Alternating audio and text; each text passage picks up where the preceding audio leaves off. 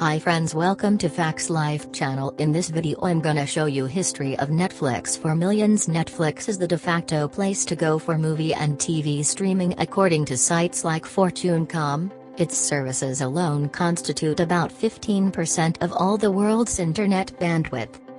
Not bad for a company that started by posting DVDs by snail mail. Here we explore the origins of the company and track some of the important milestones in history.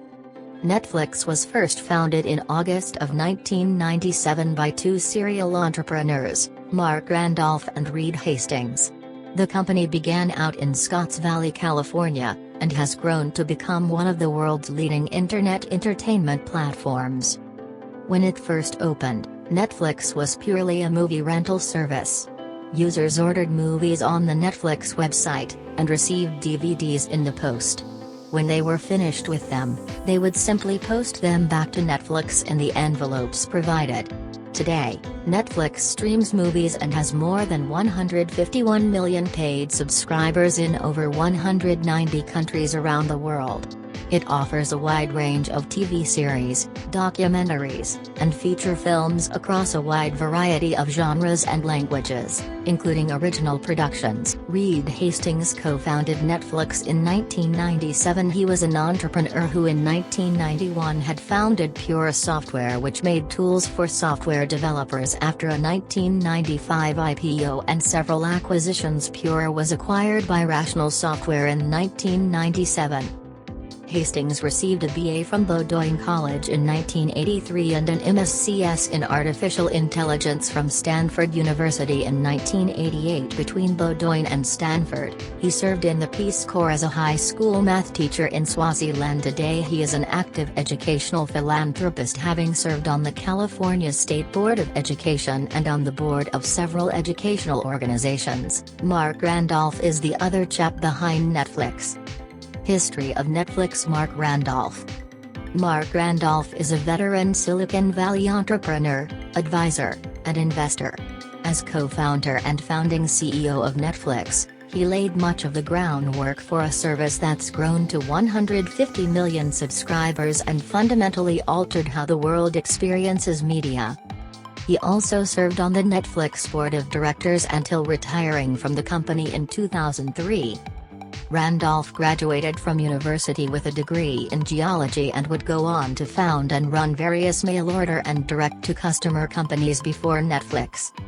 Throughout Randolph's career he founded no fewer than 6 successful startups, including the magazine Macworld, and has mentored hundreds of early-stage entrepreneurs. As previously mentioned, Netflix was founded in 1997 in Scotts Valley, California.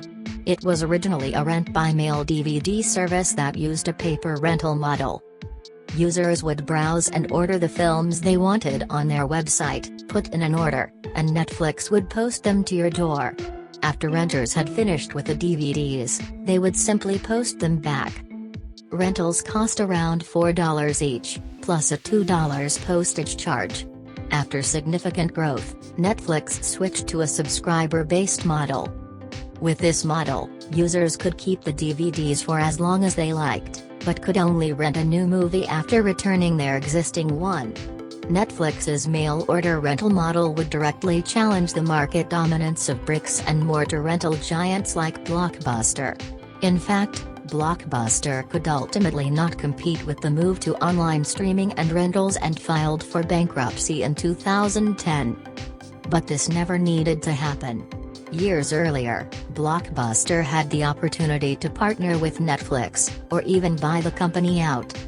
In 2000, Netflix CEO and co-founder Reed Hastings approached Blockbuster about a partnership. Unfortunately for Blockbuster, their CEO just smiled and laughed at him. In fact, Blockbuster even had a chance to purchase Netflix for $50 million. Netflix currently has a market cap of $209.74 billion, July 2020, and a share price of $476.89, while Blockbuster is out of business. Why is Netflix called Netflix? You could probably work this one out for yourself. But in case you are still stumped, the name Netflix is a combination of net as in the abbreviation for internet and flix, a variation of flick, the common abbreviation for a movie or film. Pretty straightforward really. How was Netflix founded? At the time Netflix was founded, Randolph was working as a marketing director for Hastings' company Puratria. He was also the co-founder of Micro Warehouse, a computer mail-order company. Hastings would later sell Puratria to the Rational Software Corporation in 1997 for $700 million. By all accounts, the pair came up with the idea for Netflix during a commute between their homes in Santa Cruz and Puratria's HQ in Sunnyvale. Hastings would supply the seed capital and invested $2.5 million into the startup in cash. Inspired by Amazon's e-commerce model, the pair explored various portable items they could use to sell over the internet in a similar fashion. After initially considering and rejecting VHS cassettes, they settled on DVDs as the perfect product. They tested their idea by posting a DVD to their homes in Santa Cruz, and when it arrived in perfect condition, they decided the time was right to break into the market with their revolutionary model. Netflix launched in April of 1998 as one of the world's first online DVD rental companies. They had only a few staff and just under 1,000 titles at the time. Some of the key milestones in Netflix's history. It all kicks off 1997. Reed Hastings and software executive Mark Randolph co-found Netflix to offer online movie rentals. Netflix launches its DVD rental and sales service in 1998. Netflix launches the first DVD rental and sales site, Netflix.com. Their subscriber-based business model launches in 1999. Netflix debuts a subscription service offering unlimited DVD rentals for one low monthly price. 2000 unveils subscriber personalization. Netflix introduces a personalized movie recommendation system, which uses members' ratings to predict choices for all Netflix members. Netflix goes public in 2002. With a membership count at 600,000 in the US, Netflix makes its initial public offering. The stock is initially offered for $15 a share, with an initial offering of 5,500,000 shares.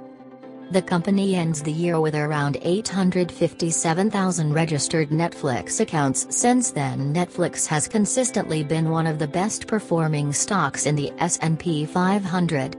The company celebrates 1 million accounts in 2003. This year, Netflix hits a new record for the number of members, with more than 1 million. The company also issues a patent with the U.S. Patent and Trademark Office for its subscription rental service, with some other extensions. Co-founder Mark Randolph steps down as a member of the board and leaves Netflix in 2003. 2004 sees a doubling in the number of Netflix accounts. This year Netflix's member base surpasses 2 million. At the same time, Netflix also faces one of its first encounters with the legal system when they are sued for false advertising in relation to claims of unlimited rentals with one-day delivery. The claimant accused Netflix of failing to deliver on these two marketing promises in the San Francisco Superior Court, claiming that the company's 3-at-a-time plan precluded unlimited rentals, and there was no way to ensure the one-day delivery using snail mail. By 2005, Netflix has doubled its subscriber base again. The number of Netflix members rises to 4.2 million. Netflix accounts hit a record 5 million in 2006.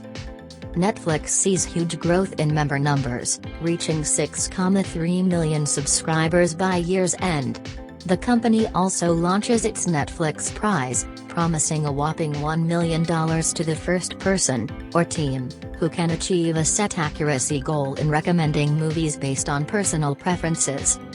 Netflix also released around 100 million anonymous movie ratings, using a system that rates films from 1 to 5 stars. This is the largest set of such data released to date. Video streaming is introduced in 2007. Netflix introduced a streaming service, called Watch Now, which allows members to instantly watch television shows and movies on their personal computers. This was a huge shift in the company's business model. Initially, the service launched with just 1,000 titles and only worked on PCs and Internet Explorer. It also offered a limit on the number of hours of free streaming based on the user's subscription plan. Netflix was also careful to say that they felt DVDs would be around for a long time. Despite these limitations, it was soon clear that streaming was the future of entertainment. By the end of 2007, Netflix had 7.5 million registered subscribers, up almost 20% on the previous year.